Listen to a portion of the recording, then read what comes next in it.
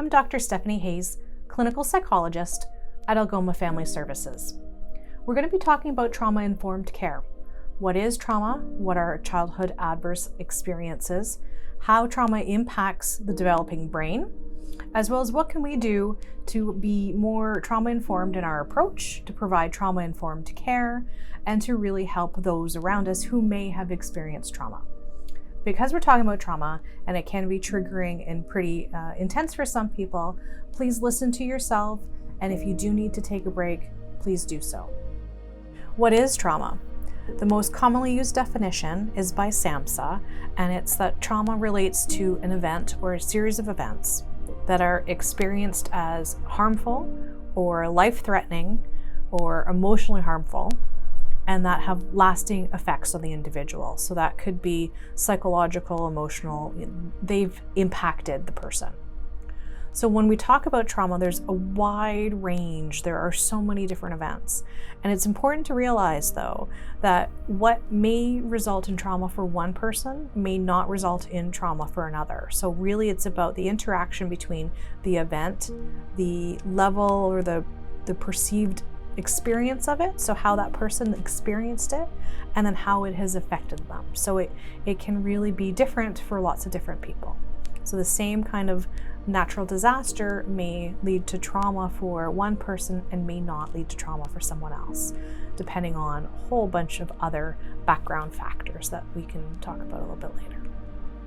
There's been a lot of research looking at adverse childhood experiences and adverse community experiences and the long-term impact they have on well-being, including mental health as well as physical health. So when children experience multiple adverse childhood experiences and community experiences, they become at greater risk for poor health outcomes. And this includes the experience of neglect, abuse, trauma, poverty, depression, substance use in the family, a lot of these kinds of factors. It's important to remember that adverse childhood experiences are probably more common and more prevalent than we think, and definitely than what we have reported. So that ranges from neglect to abuse to bullying and cyberbullying, witnessing domestic abuse, witnessing community violence, separation, loss, death of a loved one. There are so many different experiences that contribute to this idea of childhood developmental trauma. In addition, kids with other vulnerabilities and exceptionalities, like those with autism or fetal alcohol spectrum disorder, may be even at greater risk for childhood adverse experiences. For example, bullying. Between 40 and 80% of children report being bullied at least one point during their academic career. However, we know that experience is much greater for those on the autism spectrum. Having an invisible disability sometimes leads you to be targeted by your peers, and so that can really contribute to these adverse childhood experiences. When traumatic events happen, it is normal to have reactions. It's normal for nightmares and flashbacks and intrusive thoughts, and it's normal to take some time to recover. What happens is when we have chronic stress or chronic traumas, coming again and again, we often don't have the time to recover, to process through those kinds of symptoms, and so they become chronic, and we're experiencing them for a lot longer duration. And that's when it becomes really impactful and has lasting effects. As I said earlier, the same event may be traumatic for one person and might not be for another. So some of those kind of risk factors that set us up for experiencing a trauma as impactful or not include our own biology, our genetics, our experience of past stressors, our social support, our relationships, our other coping mechanisms. So if we've got some healthy ways to manage some of those those intrusive thoughts and the flashbacks and nightmares that might happen, and then kind of let them go, as well as other stressors, right? So other stressors can contribute to that lasting effect. So if we're already in a place of vulnerability, for example, neurologically or community-wise, if we are in poverty, then there are chances that a traumatic event becomes more impactful. With the chronic exposure to adverse childhood experiences, especially in those early years and during critical brain growth and brain development, it has long-lasting impacts on how our brains grow, how we develop relationships, how we see ourselves in the world, how we react to things, our emotion regulation. It has long-lasting impacts on our brain growth and how we function. I'm going to show you a video now from the UK Trauma Council called Childhood Trauma and the Brain.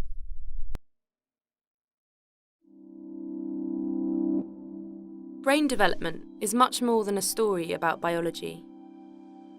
From the earliest years, relationships with others play a key role in shaping how our brain grows and develops.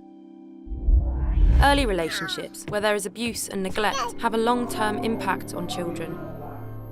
A brain that has adapted to survive in a threatening or unpredictable world may not work so well in an ordinary environment. This can create what is called latent vulnerability, where early abusive or neglectful experiences with carers put children at greater risk of experiencing mental health problems in the future. For these children, compared to their peers, common experiences like moving to a new school can feel more daunting and stressful. New faces can appear threatening, while positive social cues can be missed. It can be harder to negotiate new social situations and learn to trust new people. Even fun experiences like joining a new sports team can be challenging. Too much focus on potential threat cues can mean missing out on positive social cues such as a playful nudge. Or it causes an overreaction, which leads to an increased risk of conflict and sometimes violence. These reactions can increase the likelihood of generating new stressful events. It's harder to deal with everyday challenges when you feel unconfident and anxious inside, and harder to build and maintain relationships. Over time, this can mean a child loses friends and the support of adults, and so misses out on opportunities to grow and develop. This social thinning can increase the risk of mental health problems in the future. Neuroscience research is beginning to shed new light on how vulnerability unfolds over a child's life. All children need care and stimulation from adults who value them and who show them attention and love. These experiences shape a child's brain development. When children face traumatic experiences like abuse and neglect, their brain adapts to help them cope. We know of changes in 3 different brain systems: the reward, memory, and threat systems. Experiences of domestic violence or physical abuse can lead to hypervigilance, where the brain reacts more to threat. This might help a child stay safe in an early adverse environment, but it can cause problems in more ordinary environments. Hypervigilance can best be understood as a pattern of adaptation rather than a sign of damage. Abuse and neglect can also mean a world where a child's basic needs for care and attention are not met.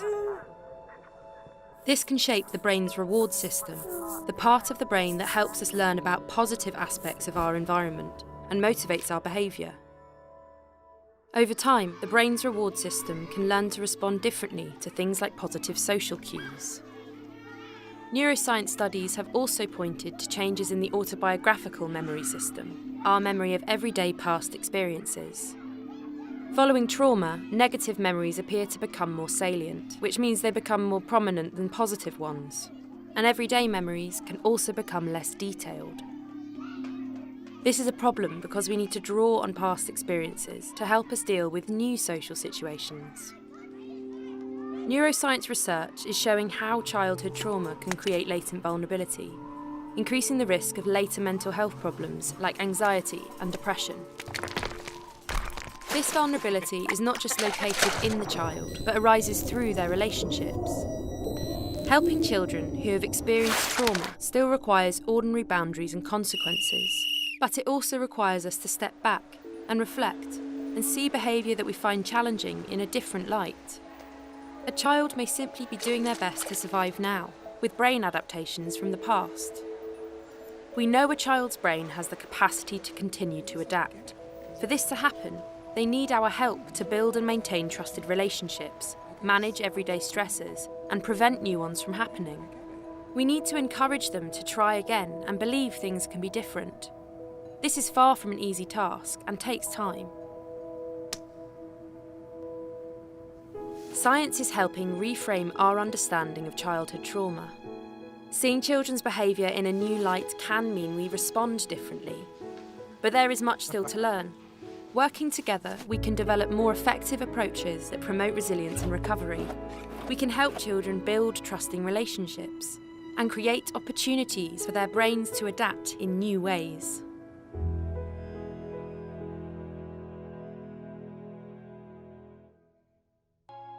Now that we have an understanding of what is trauma and how it affects the brain, we can talk about what is trauma-informed care. And the first part of that is really having a shared understanding. So learning more about how trauma does impact and change brains and how it can change behavior. And then the next part of that is understanding how prevalent trauma is. Unfortunately, it's quite common and it's not something we can see, so we don't know that someone has trauma. But it's about shifting our perspective to understanding that many people do have trauma. So instead of blaming or looking at the behavior saying, why do you do that? We want to shift and think, well, what happened to you? So it could be everything from, prenatal exposure to toxic stress in the womb, to ongoing domestic violence, to, risks from poverty or separation and loss. So the cumulative effects of adverse childhood experiences can really play a toll and impact and shape our brains and how we respond to future traumas also, as well as how we respond to relationships and anything that may be perceived as threatening. So when we think about all the components that go into, mental health and well-being, this biopsychosocial model, so our biology, the social environment, as well as our psychology, and how many bits and pieces go into play, then if we also apply a trauma-informed lens on top of that, it encompasses everything. So there was a saying that, it's not something extra on your plate, so you don't have it on your plate, but trauma is the plate. So it's something that really encompasses all of these. It impacts the mental health, it impacts your well-being, your biology, your social relationships, and your psychology. So trauma really ends up becoming its own layer on top of everything. So how can we be more trauma-informed in our approach in caring for others? Well, firstly is just to really consider the impact of trauma and the great prevalence of it. So keep that frame of reference in mind, thinking about not what the person is doing or why they're acting that way, but what may have happened to them that may have kind of fostered that kind of reaction. So the reactions they have now or the behaviors that you're seeing were very likely adaptive given those circumstances and the trauma. And now they may seem as maladaptive, but it's important to remember that they were for survival. So those reactions were appropriate. So it's our job then to help and coach to replace those with some other positive reactions. So kind of growing the repertoire of the adaptive behaviors. Another way to be more trauma-informed is to really recognize that neurodiversity can be a vulnerability. So kiddos with autism or adults with autism or FASD are just as likely, if not more so, likely to have experienced trauma at some point in their lives. And it can look a lot like autism or like FASD, so the symptoms can overlap, but it doesn't mean that it's not trauma related. So it's something to always remember that they may have experienced a lot more. So again, it's that what has happened to you question, and not why are you acting this way, but what has happened that maybe has contributed to that. So when we're talking about vulnerable pathways already, we really do have higher risk of longer term impacts when other trauma happens. And then lastly, it's really important to remember that relationships are healing, and we never know where that significant relationship is going to come from. It could be a teacher, it could be a respite worker, it could be a parent, it could be a neighbor, it could be anyone who takes a a real genuine interest in developing a relationship with that person. So relationships are really healing. And we'll talk more about that in the future video about the therapeutic relationship and the skills that we can do to enhance our relationships. In the trauma-informed approach, there are 4 R's. So that's really to realize the prevalence, to respond appropriately, to resist re-traumatizing or to increase resilience, so do the strength building kind of skills, as well as to recognize that long-term impact. So those are really the 4 R's overarching trauma-informed care. According to SAMHSA, there are 6 principles for trauma-informed approach, and that is really to make sure that your relationship is based on one of safety and trust, transparency, collaborative in nature, so that whoever you're working with is engaged in shared decision making and feel empowered to make their own decisions, as well as peer support, because having other people who've had shared or lived experiences can be very valuable and validating to the person that we're working with who may have experienced trauma.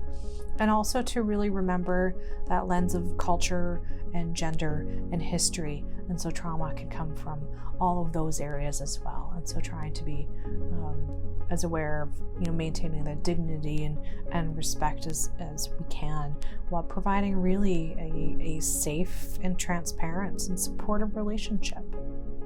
And that's really it, is that trauma-informed response and care is providing safe, responsive relationships where people can grow, where they can practice having relationships with, that aren't scary, that aren't harmful. So really when harm comes from a relationship, then it's relationships that heal. And if you take a look in some of the extra resources, there's links to further information about resiliency and how relationships really do impact and heal trauma. So resiliency is really when we start building up the positives, and in that way we can actually outweigh some of those early adverse experiences. So just because someone has experienced a lot of those ACEs, so the adverse childhood experiences in their past, or community risk or other risks or traumatic events, does not mean that they are by any means not resilient. So people at any point in their lives, we just build them up, add to that pile of the positive outcomes, and we can slowly tip the scales. Some people might need more than others in order to balance that out, but people are truly resilient. And there are so many different pathways to healing, but one of the biggest ways is through relationships. And so as helpers, that's a place where we can step in and provide that safe experience for some healing. So when we're talking about trauma-informed care, we're not talking about providing trauma therapy. We're just talking about being a safe, supportive adult to allow people to re-experience what positive relationships can be like. There's no direct trauma therapy happening. We don't even have to speak about the trauma. We just have to show up, do what we say, be present, be safe, resist any kind of re-traumatizing, and just to be that solid person for them. In closing, having a trauma-informed approach to care means that we recognize the widespread prevalence and impact of childhood trauma. So whether it's community adverse experiences or adverse childhood experiences, maltreatment, neglect, bullying, sometimes we refer to it as a major trauma or a smaller trauma. It doesn't matter, because it's about the person's experience of the trauma and the lasting effects that they can have and the impact it can have on the developing brain. So when we remember all of that, we can shift away from asking, why did you do that, to what happened to you. And we can see someone as just having, behaviors that were adaptive at some point, might not be now, but that we also know that one of the greatest mechanisms to change and to foster resilience is through relationships. Safe, transparent, positive, trustworthy relationships. And that all it really takes is one kind, caring person to make a difference in someone's life. Thank you.